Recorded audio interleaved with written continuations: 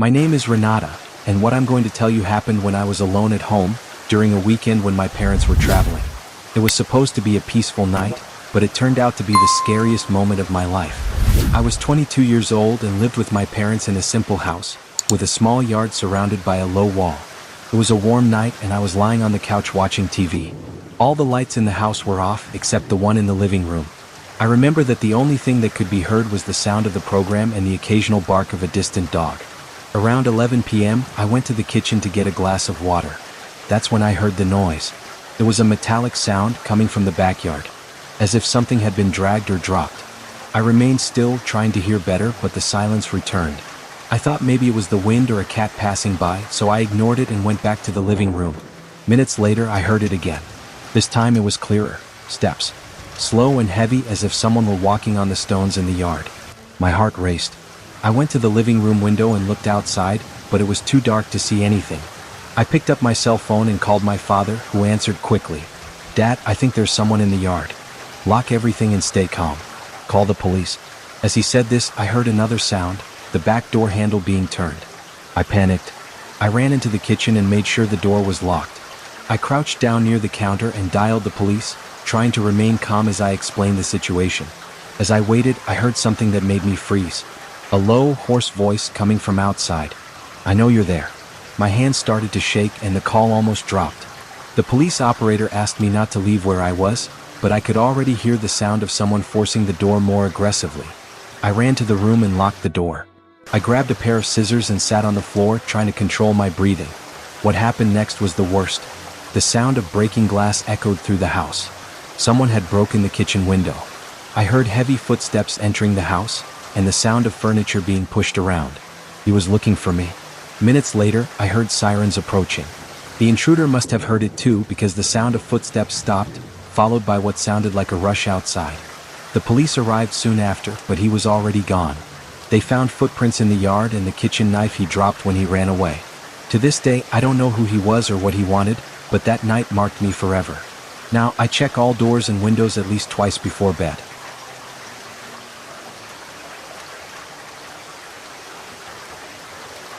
Hello, my name is Andre, and I've always been the type who feels safe at home. Living alone has never been a problem for me. But one night in particular completely changed my perception of safety. It was a Tuesday, an ordinary night. I had just finished dinner and was playing video games in the living room. The weather was calm, the open windows let in a light breeze, and the only light on was the television. Around 11 p.m., I heard something coming from the hallway leading to the front door. It was a subtle sound, as if someone had lightly bumped a wall. I thought it was strange, but I thought it was the wind shaking something outside. I decided to ignore it. It was then that I heard it again. This time clearer, steps. I stopped the game and remained silent, trying to identify the sound. I got up slowly and went to the hallway. Everything seemed normal, but the front door was ajar. I was sure I had locked the door.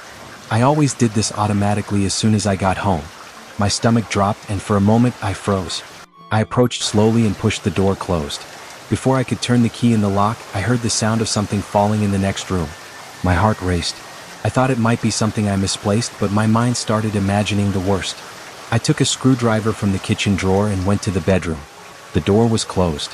When I touched the handle, I noticed that it was slightly warm. Something was wrong. I opened it slowly and the room seemed intact. The chair next to the desk was on its side, but nothing else seemed out of place. I took a few steps inside, looking around, and that's when I noticed. In the closet mirror, there was something strange. There was a reflection that shouldn't be there. A shadow behind me. I quickly turned around, but the room was empty. My instinct was to pick up my cell phone and call the police. As I explained what was happening, I heard another sound coming from the room. A dragging, as if someone was pushing something heavy on the floor. I was locked in my room, trying to stay calm, but when I looked through the crack in the door, I saw something I'll never forget. A hand slowly appearing on the side of the living room wall. She clung to the door frame, and soon a head appeared, peering toward me. It was a man, but he didn't say anything. He just stood there looking at me. When police sirens finally echoed outside, he disappeared. The police searched the house, but he was already gone. The front door was broken down, and they found a crowbar thrown in the garden. After that night, I put heavy-duty locks on all the doors and windows. But the feeling of being watched never left me.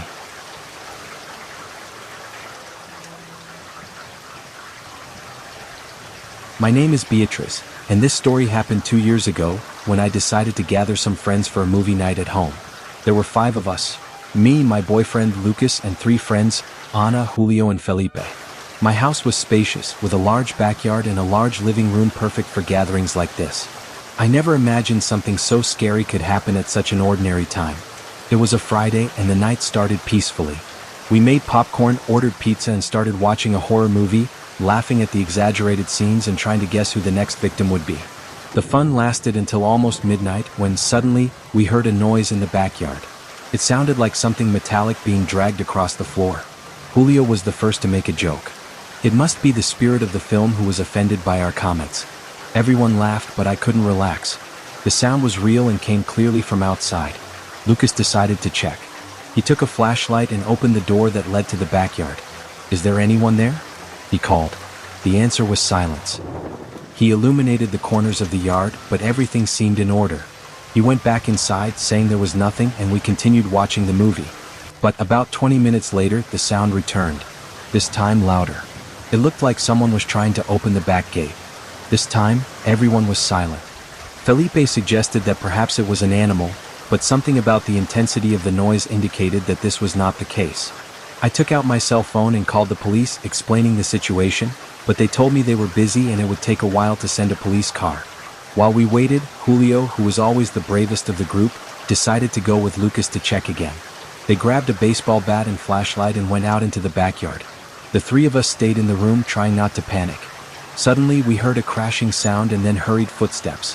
Lucas and Julio ran back, locking the door behind them. "There's someone out there," Lucas said, panting. We started to hear footsteps on the porch of the house. Slowly, someone walked around the windows as if they were surrounding us. Ana tried to look through the crack in the curtain, but Julio pulled her back. "Don't show yourself," he whispered. That's when we heard the front door handle turn. The door was locked, but the sound of someone trying to open it was clear. We all held our breath. Suddenly, something banged hard against the door. Once, twice, 3 times. It looked like someone was trying to break into it. Felipe grabbed a chair and blocked the entrance, while I called the police again, begging them to come faster. It was then that we heard glass breaking. The person had managed to enter through the kitchen window. The sound of footsteps inside the house echoed into the living room. We all huddled behind the couch, holding anything that could be used as a weapon. The footsteps stopped. A frightening silence took over the environment. Then, a man's head slowly appeared over the side of the sofa, staring at us. He was pale, with sunken eyes and a disturbing smile on his face. He didn't say anything, he just stood there as if he was studying us. Police sirens finally sounded outside, and the man disappeared before the officers entered. They searched the house and found boot prints in the yard and kitchen, but nothing more. The invader was gone. After that night, neither of us could sleep well for a long time. The laughs of movie night gave way to nightmares, and we all avoided gathering in isolated places again.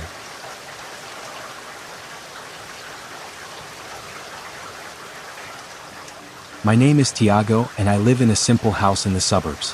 I always considered the neighborhood to be peaceful, one where people know each other and there are almost never any problems. That changed one night in July when something happened that I've never been able to forget. It was a Tuesday and I had just gotten back from work. I made my dinner, washed the dishes, and sat on the couch to relax. The house was silent, except for the sound of the ceiling fan. Around 10 p.m. I decided to go to my room. But as I turned off the lights in the living room, I heard a noise in the garage. It was the sound of something metallic being lightly knocked, as if someone was moving tools on the bench. I stood still for a moment, trying to hear better.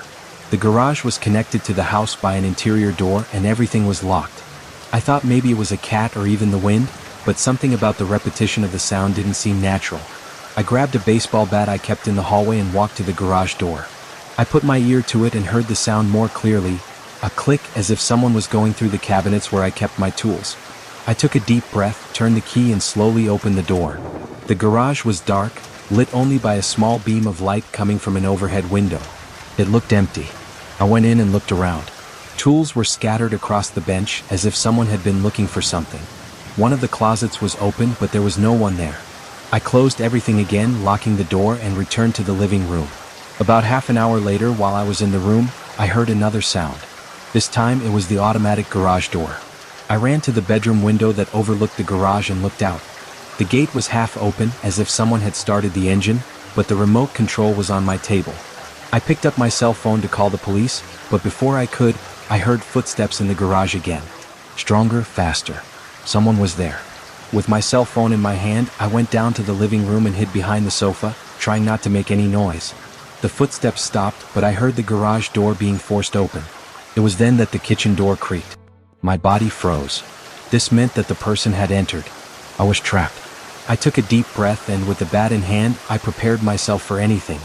I heard light footsteps in the room and someone's shadow crossed the hallway.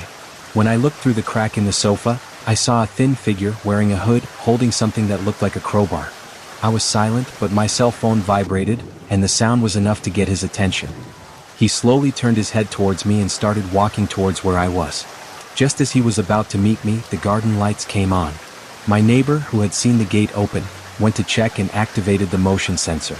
The intruder ran out the back door and disappeared into the dark. The police arrived minutes later, but he was already gone.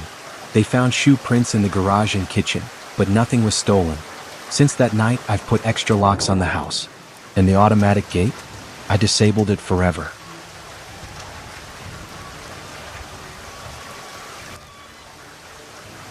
My name is Camila, and I have always loved spending time alone. My house is small, cozy, perfect for someone like me who likes quiet moments with a good book and hot tea. The night it all happened, it was raining heavily, and I was enjoying the sound of the rain while reading in the armchair in the living room. It was almost midnight when it all started. The first sound was a crack. I thought it was the normal sound of the wood settling with moisture from the rain. I went back to reading, but a few minutes later I heard a second sound. This time it was different, something metallic like the click of a lock. My house only has one main entrance and I was sure the door was locked. Even so, the sound was clearly coming from there. I put the book aside and went to the hallway that led to the door. The handle was turned and the door was open. The cold air from the rain entered the house, but there was no one at the entrance. I quickly closed the door and locked it again, my heart racing. I tried to convince myself that maybe I hadn't closed it properly before, but something about the way the door was ajar felt off. I went back to the room, but I couldn't concentrate. I looked out the window at the front yard, lit by the porch light. The rain was heavy and the fog glass made it difficult to see, but I didn't see anything strange. I decided to ignore my fear and went back to the couch. At around 0:30, I heard footsteps. Not outside, but inside the house. They were coming from the kitchen, which was at the end of the hallway. My body froze. I picked up my cell phone and called 911, but before I could speak to anyone, the call dropped. I kept my cell phone in my hand, trying to convince myself that the steps were a product of my imagination. Camilla. A low, husky voice called my name. I slowly turned toward the hallway, and what I saw made my blood run cold. In the armchair where I was sitting minutes before, there was a man. He was wet, as if he had been walking in the rain for hours, and his eyes were staring blank as if he wasn't really there. "Who are you?" My voice came out shaky. He didn't respond. He just stood there looking at me with his head slightly tilted. When I took a step back, he slowly got up and started walking towards me. I ran into the room and locked the door, holding the handle with all my might. Outside, I heard his slow footsteps crossing the hallway. He stopped on the other side of the door and knocked softly. "Camila, open it." His voice was calm but terrifying. Minutes later, I heard sirens approaching. The police, called by my neighbor who heard my door slamming loudly earlier, arrived quickly. When they opened the bedroom door, there was no one there. But on the armchair in the living room, there were marks of fresh mud. Since then, I have never felt safe at home again.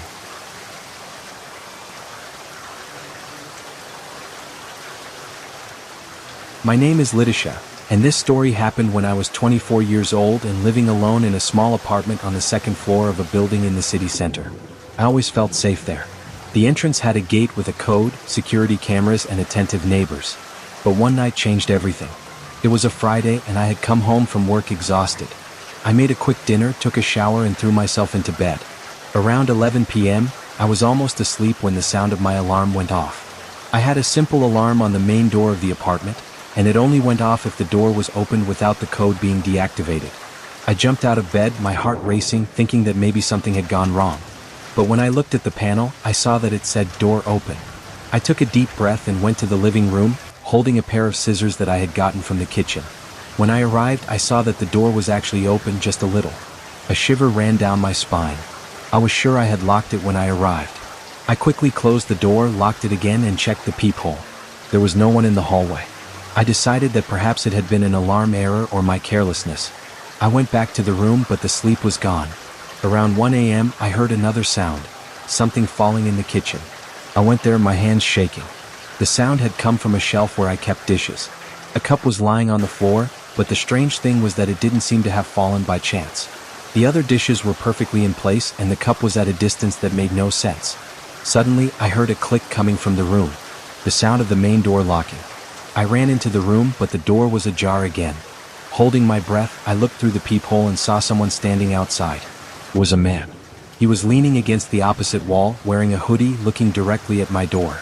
I tried to call the police, but I realized I had left my cell phone in the room. I lay still, praying he wouldn't try to get in again. After a few seconds, he started walking towards the stairs, disappearing from sight. I took advantage of the moment to run to the bedroom, grab my cell phone, and lock the bedroom door too. While talking to the police, I heard footsteps coming back down the hallway. The sound stopped directly in front of my apartment. The man began to knock on the door, slowly, as if he wanted to provoke. Then I heard his voice. "You left your door open before. This time I locked it for you." The police arrived a few minutes later, but he was already gone. Security cameras showed that the man had entered the building with the gate code, but no one knew who he was or how he had gotten the code. After that night, I changed apartments. To this day, I'm obsessed with locks and alarms. But even with all the security, I still wake up in the middle of the night, thinking I'm going to hear that voice again.